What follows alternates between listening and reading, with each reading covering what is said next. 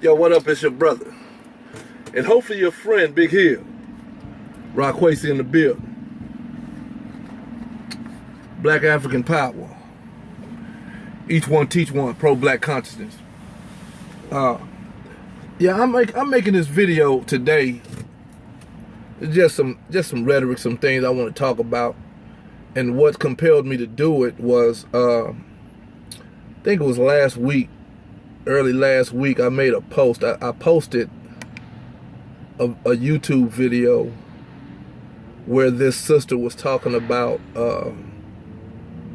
should we let go of these religions, you know what I'm saying? And then when I posted the video, one of my childhood friends, you know, he chimed in on it, man. And, you know, he's an elder in the church now. We all grew up together, wilding out, doing crazy things. But, you know, he been on there, you know, back in the late 80s. And, you know, he straightened up his act, you know what I mean? Because we all got our path. You know, this is like 30 years later. 30, damn near 40. No, let me see. We was teenagers. So I'm going to have to say 40 years because he's older than me. The elder is about 53. I'm 50. You know, about old as my older brother. My brother's 52, and Sam, he's about 53, 54. So yeah, this is like 30 years ago, 40 years ago, and we all had our past we had to follow. You know, and when he straightened up, he went the route of the church, and he been doing that, you know, for most of those 30 years. I would say all of them. Now he's an elder in the church. He's an actual preacher. You know, me, I floundered, you know, I went to, well, we was all getting high and drinking, but I think out of all of us, it probably took me the longest to get my shit together because I spent a couple of decades, you know, in addiction, alcoholism and shit, you know. And finally in 2001, I got my shit together, and, you know, since then, I've kind of evolved, you know what I mean, as a person. You know, a lot of people call it consciousness. I don't use words like that. I say a path of enlightenment because all of us are on a path of enlightenment.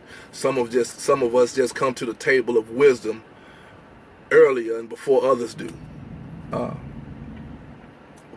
But anyway, yeah, he chimed in on that video, and he threw up a lot of Christian doctrine to substantiate what his comments was. And, you know, certain people on my Facebook page, man, I don't mess with their Christianity. You know, and people that's family members, because I got a lot of family members and I have a lot of old friends that's still Christians. And the only reason why I don't go in on them, because most people know how I feel about white Jesus. Most people know, man, that I don't subscribe to religion. Most of my friends know that I have migrated and now I practice African spirituality. You know what I'm saying? I don't do the Christianity, the Islam, or any of the Abrahamic religions. I'm into African spirituality, particularly Ma'at. I study that.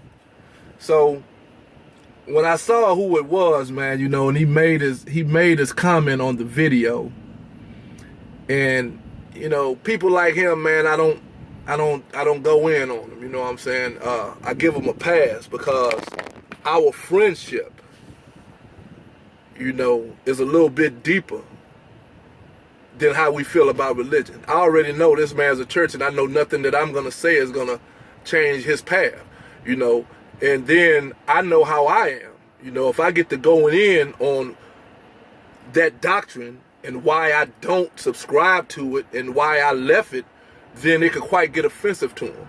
And I don't want to offend my brother in that manner, like him, my sister, my brother's wife. You know, my brother's wife, we'll have conversations about it. You know what I'm saying? But I make sure that I stop short of saying some of the things that I've been known to say to them. Because they were my friends when I was a Christian.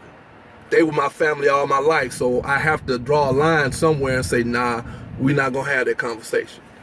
So as I was thinking about it, man, you know, I'm going to make this video discussing God, religion, and spirituality, or God, spirituality, and religion. And just on how I view it. Because, you know, I've been misunderstood. A lot of people have said things to me about what I practice and what I subscribe to, and they've made statements based on their ignorance.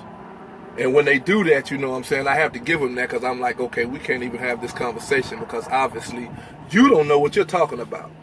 And I've grown enough spiritually, man, to be able to pick my fights and know, man, that, you know, I don't owe anybody an explanation. You know, my spirituality is intensely personal. You know what I'm saying? And so since it's intensely personal, I don't feel the need to really explain it or express it unless I want to. But anyway, man, I'm going to go in right now. And first I'm going to talk about God and my God concept. You know, I spent 37 years as a Christian. You know, like most black folk, 80% of all African Americans or American Africans are Christian. You know what I'm saying? They gave us Christianity. They gave our parents Christianity. Our parents was given Christianity by their parents. Their parents were given by their parents. You know, I was born in the 60s.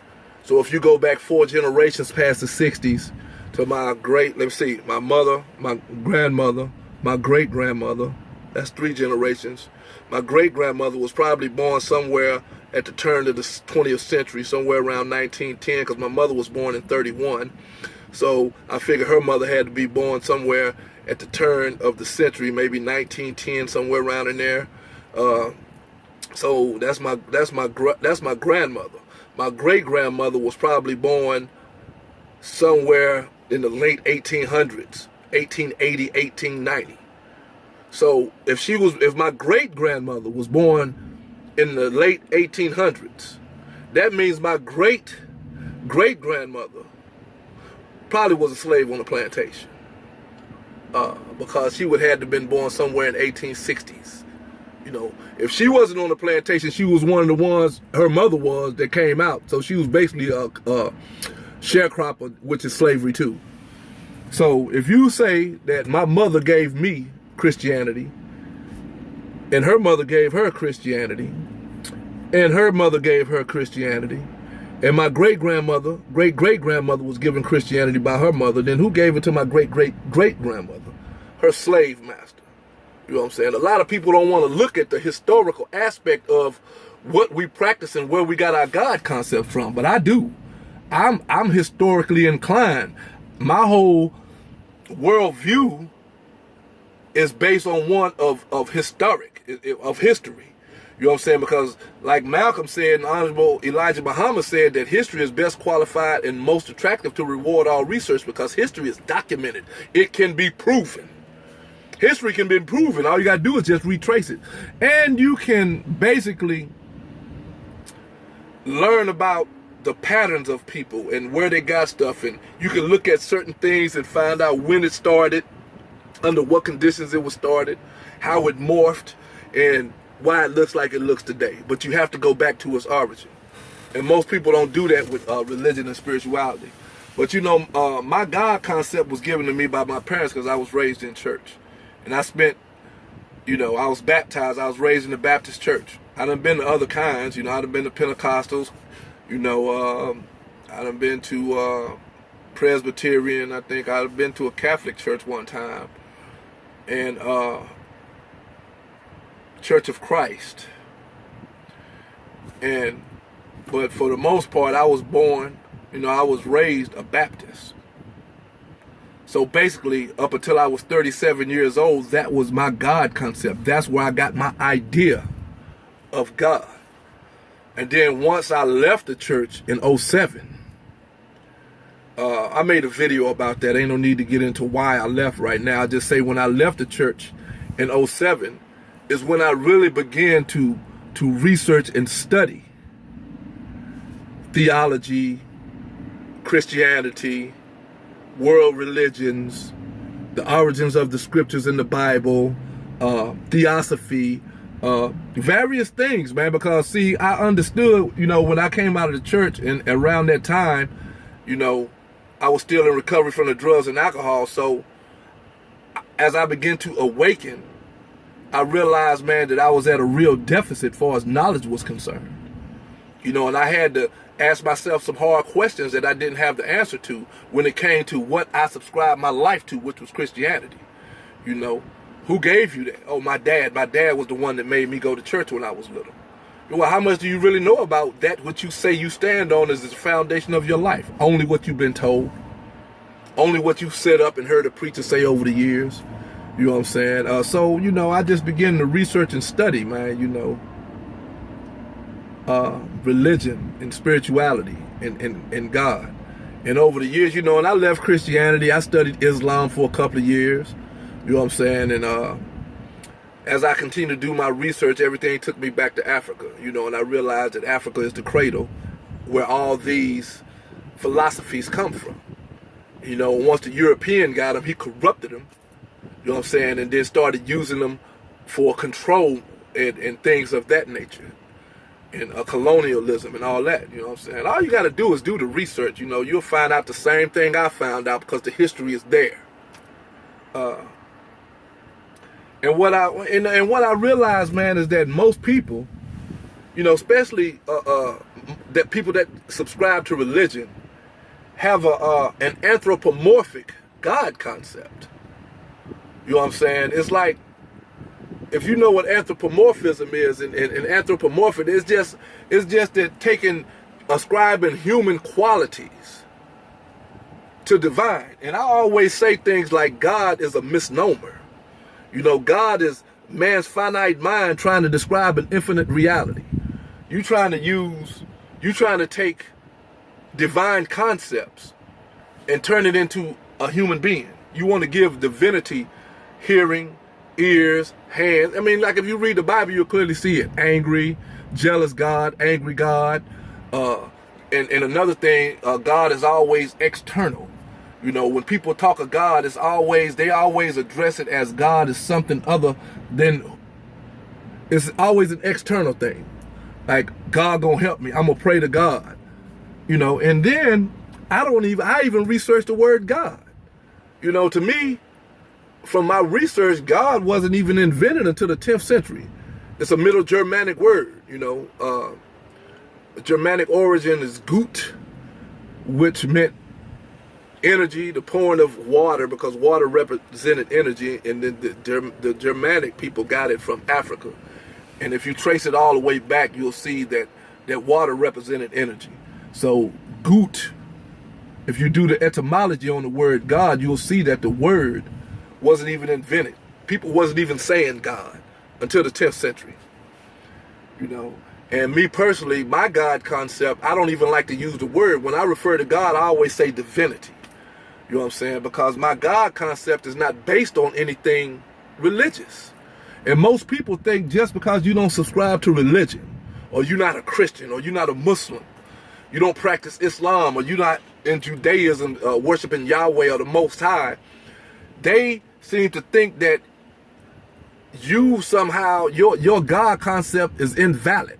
That you can't, since you don't relate to the divine essence in the universe as a religious person, that your God concept is null and void. And that's just pure ignorance. That's what we've been taught.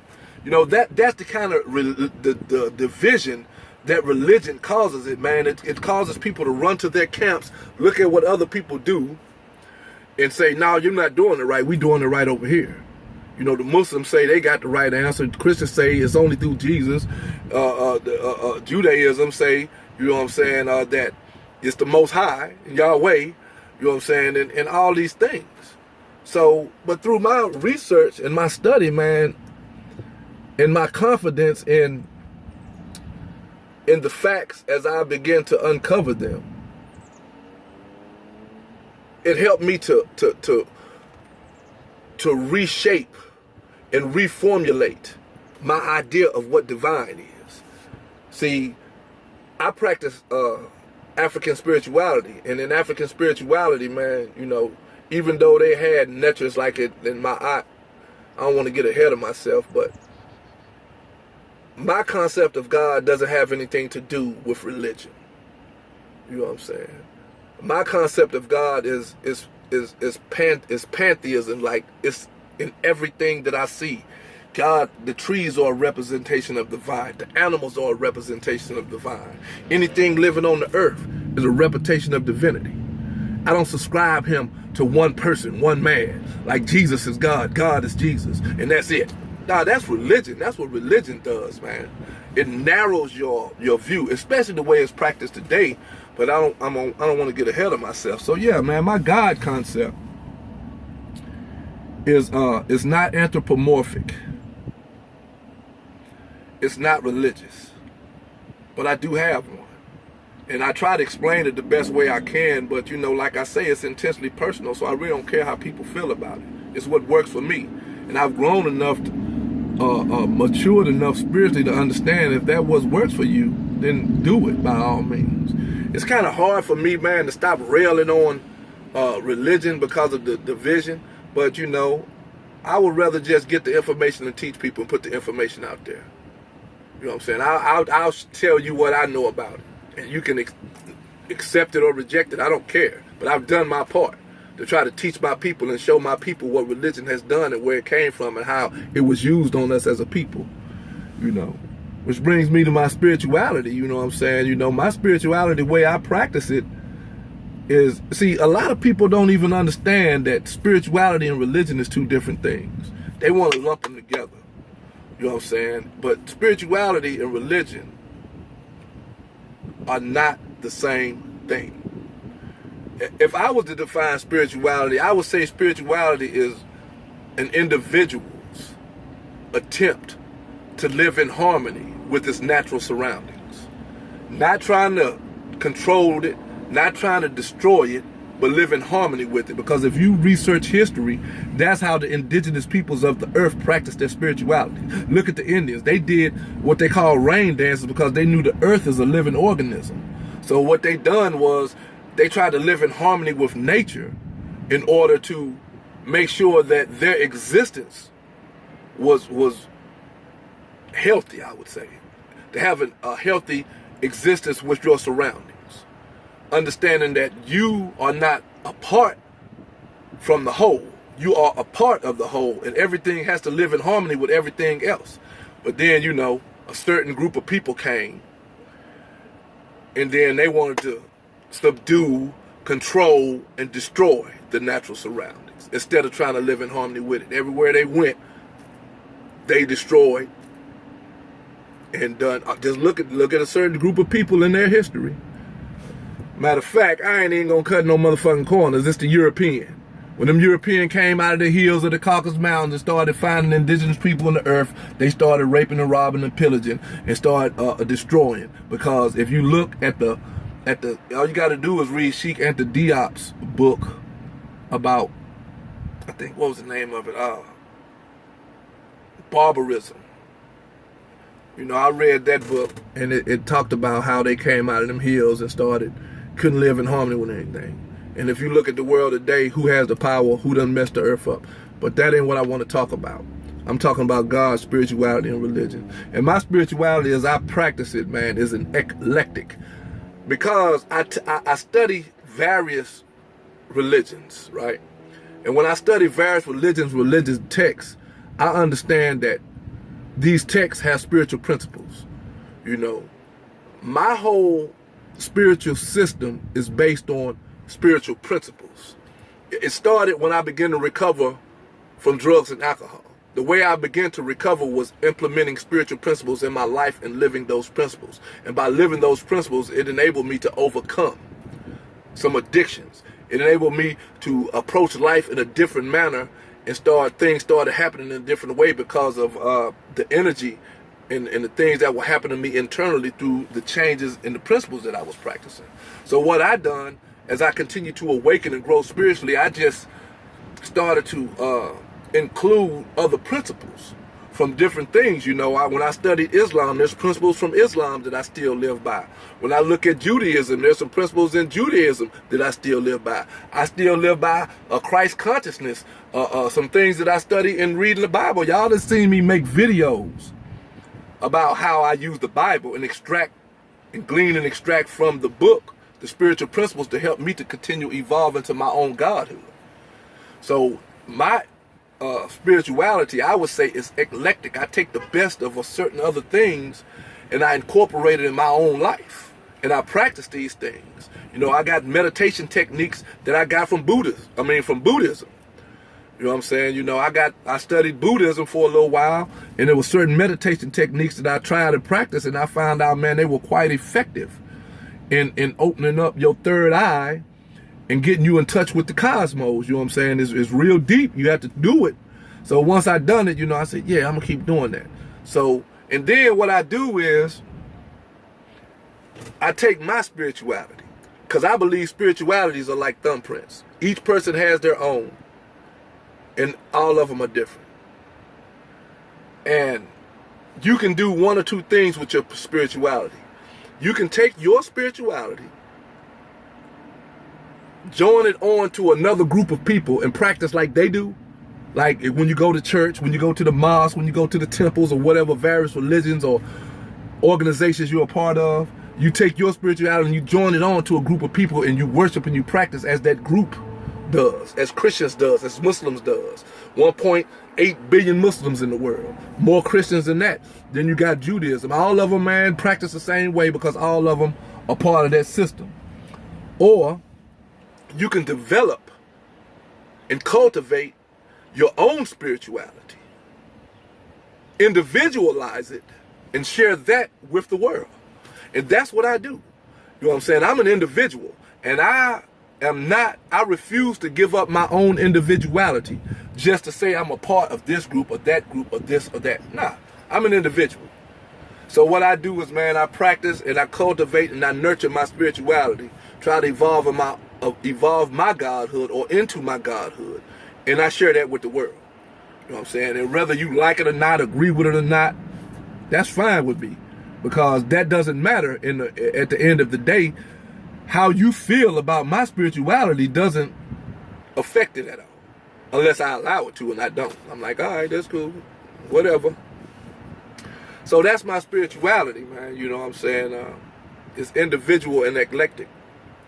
And I continue to try to add spiritual principles through study, meditation, and a few other things that I like to practice. You know what I'm saying? I don't worship no deities. You know what I'm saying? If there is a deity, like all the deities in Kemetic science, you know what I'm saying? All these deities represent principles and cosmic forces and things in nature. They're representations of things. So what I do is I look at the deity and what it represents, and then I incorporate that in my life and try to be that and live that, because I don't worship the deity. You know, if you look at Christ consciousness, if you're a Christian, you should know what Christ consciousness is. So I take the consciousness and then I imbue that as best I can into my daily living. You know what I'm saying? If you go to Yoruba and all the Orishas, you know, they represent forces of nature and cosmic principles and universal principles. You know, I studied them. Obatala, Ogun, Eshwe. My old lady, she's into that. She knows them all. She, be telling me some things about it. I study a little bit myself, but I'm more into Kemetic science. So, that's basically, my art is basically what I try to make my foundation of what I try to live and what I try to study the most. But I still study all the rest of them and take what I like of them and incorporate them in my life, as I've said. So, I don't worship deities, and my spirituality just is eclectic, and I try to share it with the world. It's individualized. The spiritual stylings of Big Hill, you understand? Which is different from anybody else, because it's mine. You know what I'm saying? You ain't gonna hear me running around talking about that, praise Jesus, hallelujah, thank the Lord. Because that's Christian. I'm not a Christian, so why would I do that? You know what I'm saying? You ain't gonna see me running around trying to act pious, like I'm holier than thou, because I know I'm not. And I don't do a whole lot of acting. I'm consistent in my behavior. I strive for righteousness and try to live in the right order of things. I seek truth and balance, you know what I'm saying? And all the principles of my art, I live my art, and I practice my spirituality along those lines and try to be effective in how I live my life and affect the people in my circle of influence in a positive manner as I continue to learn and grow. That's my spirituality. In religion, oh my God. Whew, the opiate of the masses. Man, wow. Religion to me is a complete mind fuck. And the only reason I say that is because of how I see it being used against people. You know, in and of itself. All right, let's just look at the word, man. I'm going to break it down. I'm going to try to go back and remember some things I said in this video and some things I've learned about it. You know, religion, from the Latin, religare, religion. And most people say, man, it's to bind, it's to tie down. If you ask the average person who understands the etymology, they'll say it's to bind you down and tie you down. That's because they see how it's being used. It's to bind people down and tie people down and control people. That's how the powers that be, when they grab hold to, when the European grab hold to it and started instituting it in the world and using it as control to control the masses. It started back with Constantine, you know, in 325 AD when he made Christianity the state religion. He had just won his empire. And he knew that most of the people in his empire was Christian in Europe. So him being a pagan worshiper, he said, well, if all these people are Christian, what I'm going to do is I'm going to take Christian and I'm going to reformulate it. And I'm going to add a lot of pagan practices to it. And I'm going to make people practice the way I want to. Because if I do it like that, my kingdom is easier to control.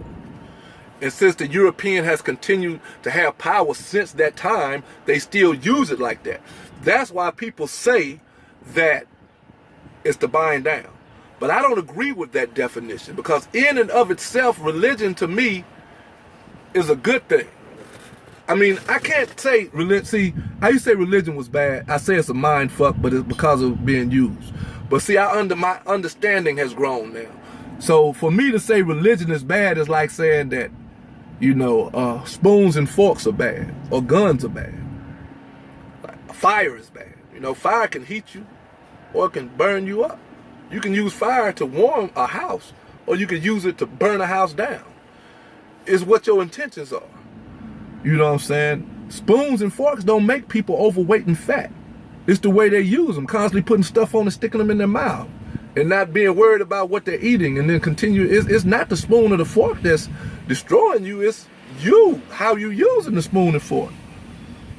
You know what I'm saying? I could take a baseball bat and go play baseball with it, what it's used for, or I could take it and beat you to death with it. So to me, that's the way I look at religion.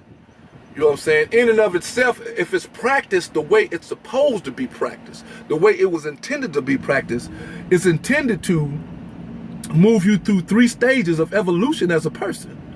You know what I'm saying? Religion, you start at whatever you in. If you in Christianity, you start off with the mythology. Every religion has mythical stories about creation. You know, you have a creation story. You know what I'm saying? You know, Judaism has a creation story. Christianity has a creation story. Islam has a creation story. And all 3 of those are similar because they're all Abrahamic. They just vary in the way that it's told. But when you understand the mythos of your religion, that mythos is just to get you into the practice and understanding what this religion is about and how this certain group of people do it. Like Christianity, the death, burial, and resurrection of Jesus Christ is the Christian mythos. It's the mythology of Christianity. But within that mythology is contained deeper scientific truths that you have to learn. And then once you leave that mythological stage of religion, you go to the second stage, which is the ritual stage. The religion has certain rituals that is practiced, like in Christianity. And I can talk about Christianity because, like I said, I spent 37 years as a Christian. So I understand. I spent a couple of years in Islam. Never got into it really that deep. I was just mostly studying it. And my study took me deeper back to Africa, but I already said that. But in the rituals of Christianity, you got things like baptism. You know, you get baptized. You got things like what's that? The first Sunday, the communion Sunday. You know what I'm saying? You got that. Certain rituals, prayer. You know, the way the church functions, the benediction. Those are rituals. Those things are done because it's just ritual to the religion.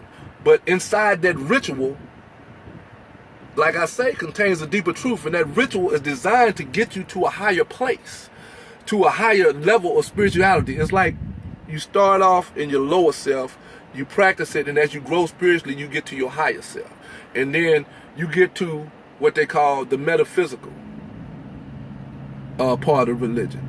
That's where you've practiced the mythos, you've studied the mythos, you practice the rituals, you study the rituals, you understand what all that's about. All that's about is to get you to a place where you understand that those gods and those deities that you worship is actually you. You are that higher self. You are the divine expression in the earth.